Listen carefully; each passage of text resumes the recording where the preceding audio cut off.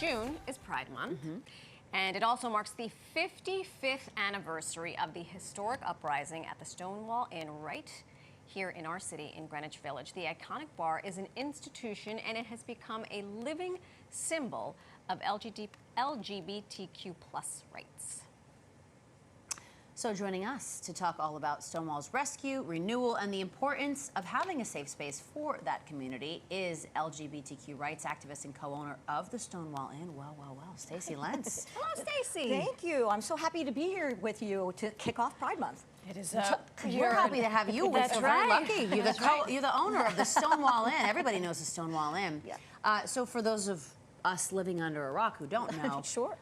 Talk to us about what it is, but also more importantly, its significance within the community. Yeah, so today it's still an active, breathing, living bar, one of our community's original safe spaces, but back in 1969, it was actually the site of a historical uprising, the first ever time that our community really stood up and said, hey, we're queer, we're here, get used to it, and fought back against police. It wasn't like a crazy, dangerous riot, but we protested and said we'd had enough. So it's widely seen all around the globe as the birthplace of the LGBTQ+ rights movement. Around the globe. Right here in New York City. Jinx. Yummy soda. I did want to ask, can you actually go? I haven't been in years. Me neither. I have no social life. You can go into the establishment and order 100%. a libation. I can Oh get my a dirty God. martini with extra dirty. 100%. Okay, And not only that, we are open 7 days a week, Wow. and we have a ton of drag shows, Oh, you ton sign of me up. fundraisers. It really kind of acts almost like a community center Yeah. for our community. So come in, have drinks, have fun. Will we see you there 7 days a week? No. Dancing every Friday and Saturday night. Yeah, so it's just been an incredible opportunity to keep history alive and spread that Stonewall Inn legacy to the places, faces, and spaces that need it the most. I love that so much. And I love that you just called it almost like a community center, because don't we need all of those? Which begs me to ask, how did you become one of the co-owners? Sure. Because So- you're clearly not 50. Well, I'm actually over 50. Well, again, another birth certificate. Exactly. But so in 2006, my business partners, Kurt Kelly, Bill Morgan, and Tony DeChico, actually heard that the bar was closing. So it was our opportunity with other team of investors as well to go in and really save that place. It was way too important to our community. It reopened as a bar in the early 90s. Between 1969 and 1990, it became a Chinese restaurant, a bagel shop, all the typical New York things, right? Yeah. Exactly. Right. So, but in 1990, it reopened as a gay bar just called Stonewall.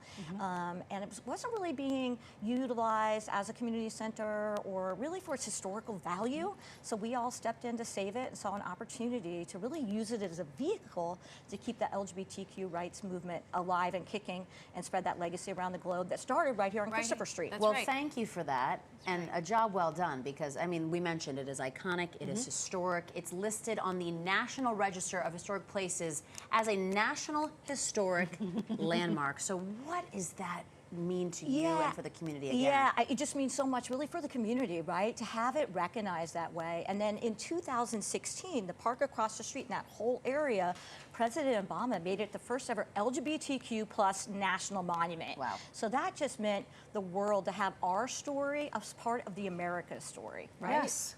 I wonder what and if are some of the allies of the Stonewall Inn? Because when you mentioned, it was threatened to be closed and you had investors, I immediately wondered, I wonder if there were any straight allies who said, you know what, we are as much a part of this movement as the queer community is, because that, I think, is so important for marginalized groups to thrive. You have to have another group co-sign. 100%, and we've had allies since the beginning. Two of our partners are allies in the business. We would not be here without our straight allies.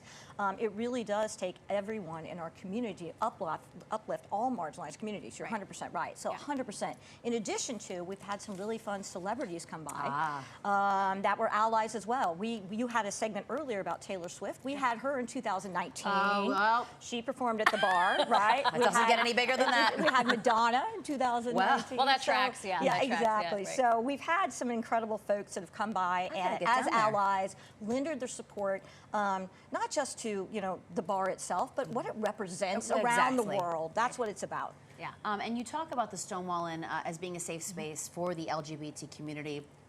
So talk to us about the program that you guys have, the Safe Space. SIBI?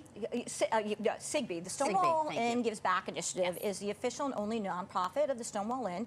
And we founded that in 2017 as owners because we really knew that it was important to have our own nonprofit that we could utilize so we could utilize the bar as a vehicle for change around the globe. So we've raised close to almost $2 million since our founding.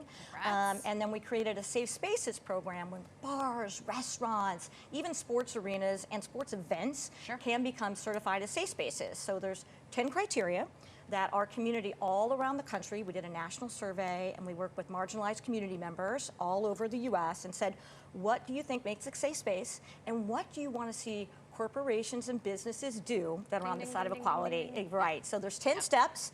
And some of the places that have done it so far, the US Open was a Stonewall Inn Gives Back Initiative safe space. The New York City Marathon was a Stonewall Inn Gives Back Initiative safe space, And then Crypto.com Arena, because obviously this is all across the country, you know, where the Lakers play and where the Grammys are held. So they were our first big arena to become a safe space. So it's really been incredible for our community. And again, it's really holding folks a little bit accountable. That's you know, if you're on our side, we need a little help. Let's make sure you're doing the right thing. There you go. Well, congratulations. Thank you you. so much for the continued efforts, and happy Pride Month. Yeah, happy Pride. Thank you so much for having me. Love it. All right. And come to the Stonewall Inn when you get a chance. Exactly. I will be there. And go to stonewallinnnyc.com for all the information you may need.